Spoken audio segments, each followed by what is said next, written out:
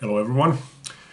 So on January 1st, 2000, I decided to start listening through my entire collection, which and at the time I also included my music videos onto it.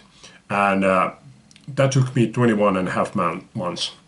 Then a decade later, January 1st, 2010, I decided to listen through everything that I had bought during that decade. And again, it took me 21 and a half months.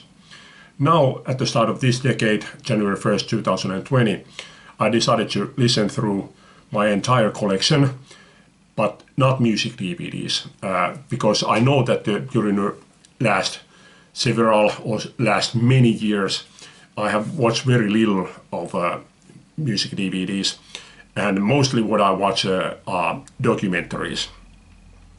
So I decided that, I watch as many as I do, but it's not my aim to go through all of them.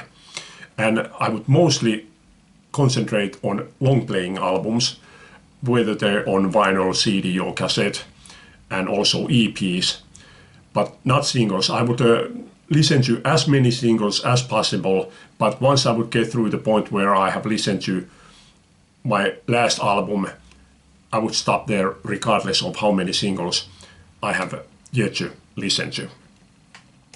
Now, the number of records that I have now on the Discogs is 7,180. And a couple of days ago, at the turn of the year, I had listened through 3,838 records, which leaves 3,342 records still to go through. So when I started this, I thought that it will take me 10 years, and now it looks like I'm lucky if I get through them in 10 years. But this number, 7,180, does include the DVDs, which I have 185, so I can take that one off. But on the other hand, I have now watched 14 DVDs, which proves my point, because I think 8 of these DVDs were these classic album series, and a couple of more of them were other documentaries. I think only 3 of them were live concert DVDs. I watched the Elvis Presley's Satellite concert, I watched one Scorpions concert, and a few days ago I watched Iron Maiden Rock in Rio.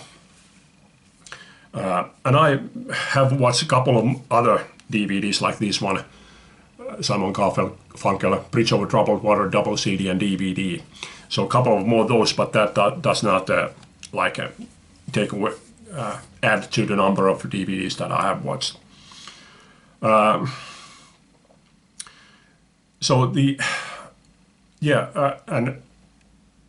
also the number that I have listened to is higher than what I actually have, because this number also includes, for example, like the Meatloaf singles that I sent to my vinyl bar. So those are not in my Discogs collection. So the number that I have listened to is higher than what is the aim here of listening through my collection. But also the number of records in Discogs is higher than what I am aiming to listen, because, for example, Discogs lists every different record or different kind of record as one, as separate. For example, I have 6 different versions of Dire Straits' Lady Rider. So I only have to listen to one of those singles to have listened to that record, but on Discogs it's 6 times. And I also have several Stray Cat singles, several Police singles, several David Edmunds singles, for example. So all of those brings the number of records needing to be listened down. And also I'm guessing I have probably a few hundred records that I have both on CD and vinyl. So again, I only have to listen to one of them. So I don't know what is the exact number that I need to listen to. So who knows how many records I still have, but a lot of them anyway. But by the way, I do try. For example, I have the Who's Next record. I have both them on vinyl and double CD. So in those kind of cases, I do try to listen to that like a bigger edition of it. So I try to listen to that double CD instead of just a single album.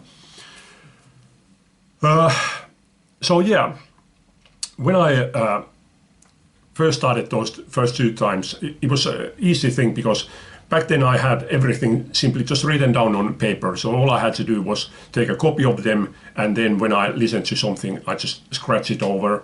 So I saw, okay, that one is now listened to and that one is not listened to. But this time I didn't have that. So I simply just started writing down. I just wrote down everything. Okay, I've listened to that one, that one, that one, that one, that one. And it was fine for a certain amount of time. But after I've listened to something like 800 records or 1200 records, I don't remember anymore what I have listened to. And then when you're trying to find some record that have I listened to it, and then you need to go through them like dozens and dozens and dozens and dozens of pages, the eye simply gets tired. You just start skimming through and hoping that you find that record that have you listened to it or not. And you simply may skim over it. So I have found that there have been several records that I have written down several times. But the ones that I know now that I have listened to, because I have some kind of a proof of it that I have listened to. Because there's many records that I have thought that I am sure that I have listened to that one. But if I can't prove it to myself, I will not write it down.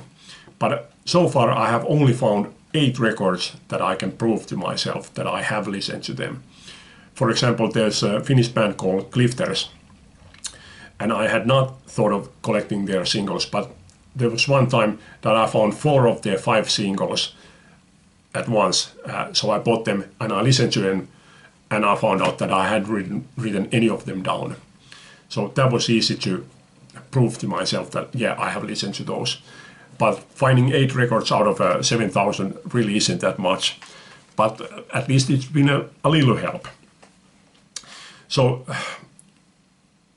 a couple of years ago, I really started thinking, okay, that like how can I do this in a sensible way? But I couldn't come up with anything until I just realized that the simplest way is to write them down in alphabetical order. That way is always easy to, if I pick up International Submarine Band, I just look through letter I to see have I listened to it or not. But the idea of trying to write down 3,000 or 4,000 records seemed like a huge job. So one girl volunteered to help me, and she wrote down over 700 records, after which I took over and I wrote them all down. It took me a few months. I think I got it all down, was it like early October or something like that. Now, when I wrote down everything, it meant that I was scrolling up and down all the time. You know, if I had to write Simon and Garfunkel, I was in S. Then if I next put the band, I had to scroll up to B. So it meant that I was going back and forth all the time. And after some point, you started noticing that, okay, there's a lot of that band, and there's just one from that. So I started noticing from which bands I had listened to a lot and from which bands I had listened to very little. The first band that I noticed that I had listened to everything was Heart Hill. This is their compilation songbook. And I had listened to everything, every one of their albums and every one of their singles. So that was the first one that I noticed, that there was at least Suzanne Vega. I have listened to everything. But so far I haven't listened to noticed that many that I have listened to everything. If I have like several records from them, obviously those that I have just a couple of records, they've been easy to spot. That something like Point Blank, I have 2 records from them, so I have listened to both of them. Easy to spot, thing like that. But then there's also been like something that I have wondered that. Is there something that I haven't listened to anything by some band? So far I have only found out one. There was a Black Country Communing, And I thought that I had listened to every one of their records, but I had listened to anything. Now I have listened to one of those records, but yeah, that was a surprise. And then there was bands like The Cult. I had listened to every one of their singles, but none of their albums. Same with Marillion. I had listened to every one of their singles, but none of their albums. Well, actually, I did have listened to Brief Encounter, but none of the actual albums I hadn't listened to. So yeah, but there is still a lot to go through, I have to say.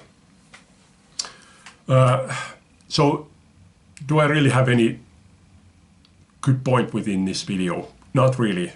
Only that this proves what we all know as record collectors, that we do own like too many records in comparison to what we can actually listen to. So do try to concentrate a little bit more on listening to your records instead of buying them. And yes, I am still going to continue buying records. But that's it for this time. Hope you like this. Thanks for watching. Leave a comment. Bye.